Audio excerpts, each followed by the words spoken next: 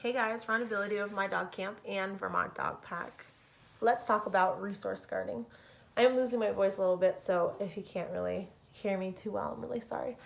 Resource guarding. So resource guarding is a dog trying to control a resource like a bone, a toy, their food bowl, people, or space like a dog bed or like a dog crate or areas of the house.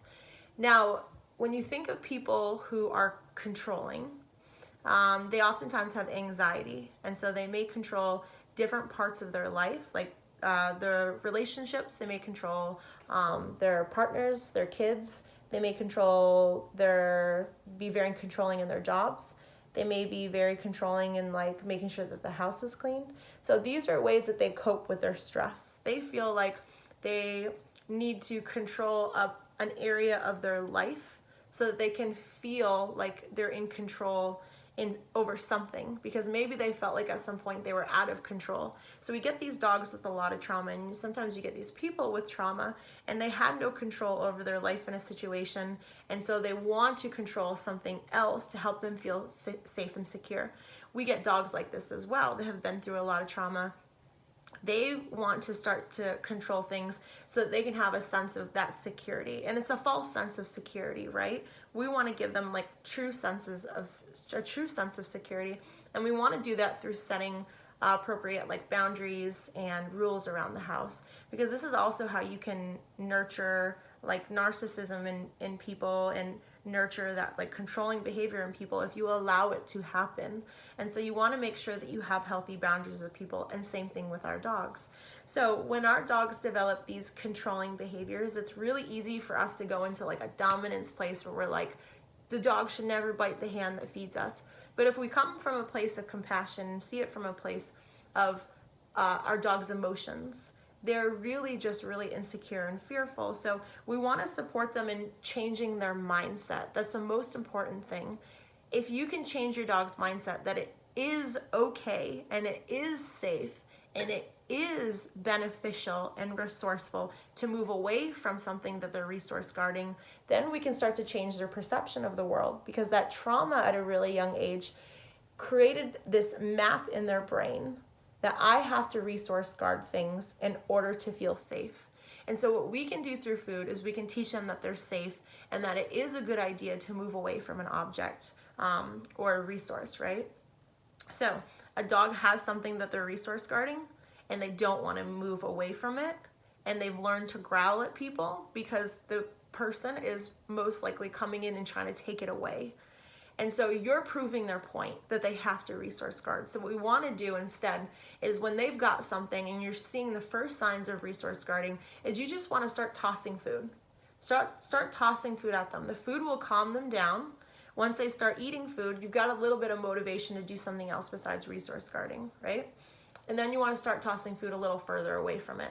You want to teach them that it's okay and it's safe to move away from that resource. What we're trying to do is create a new coping strategy, that when they feel like they must resource guard a lot of things in the world, that it's okay to move away. So we're going to keep tossing food, see if they'll move away from the resource, and then start to teach them that they can relax even when they feel like they need to control things.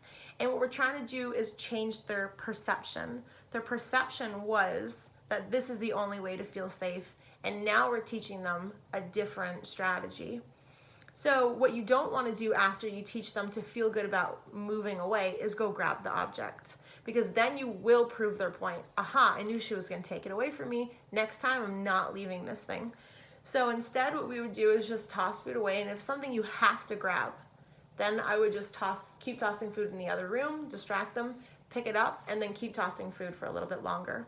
Now, a lot of people will see this as rewarding bad behavior, but if you can instead come from a place of compassion and empathy for a dog that's struggling in life and doing something because it's worked for them, it's helped them feel safe, then we can come from a place where it doesn't feel like we're rewarding bad behavior, and we're instead creating a new strategy for them to feel safe.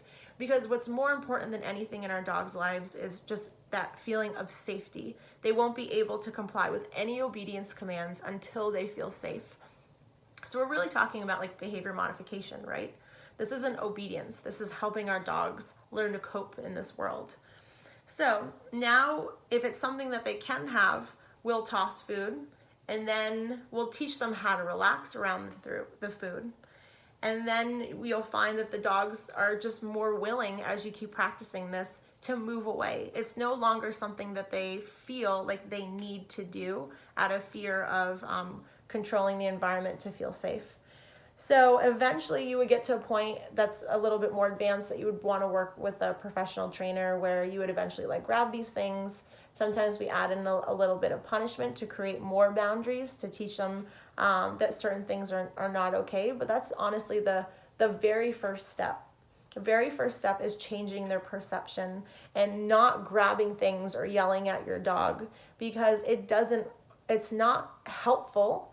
Because if you're coming from a place of dominance, what'll happen is the dog will just associate the correction or the punishment from you.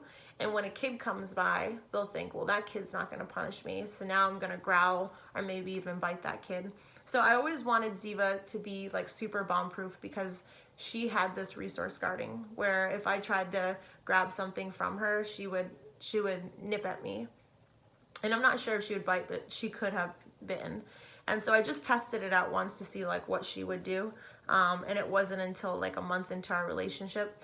And so I did this whole process with her and taught her that it was good to leave things. And we did it through her food bowl and toys, played a lot with toys to teach her to like leave things and drop in. She would get a lot of food and she would get the toy back. So it works really, really well. I think the biggest thing for people is this idea of like rewarding bad behavior. And it's important to understand like we're using the food to create safety and security, but we're not trying to reinforce the growling. We're trying to reinforce them moving away. So if you have any other questions, I mean, this is the best place to just get started. You'll see a huge improvement in your dog's resource guarding things if you just start tossing food and teaching them how to move away from it and not grabbing the things in front of them. Eventually you can get to a point where they just love moving away from things, and you know, they're like really excited that you're near their things because they know that they get food when you come up to their things. That you can get to a point where you can start picking it up and giving them food, and they love when you like even, you know, pick their things up and you can put it back down and give them food. And then eventually there's just no more conflict there because it's not a strategy that they need. I would suggest also working on some relaxation techniques as well. Like it's important for you to also be working on their general anxiety. You know, they have this coping strategy for a reason. They're feeling anxious. So you do also have to work on a lot more behavior modification and just helping them feel safe and secure and confident in this world. All right, guys, I hope that was helpful. Thank you for watching and have a great day. Bye.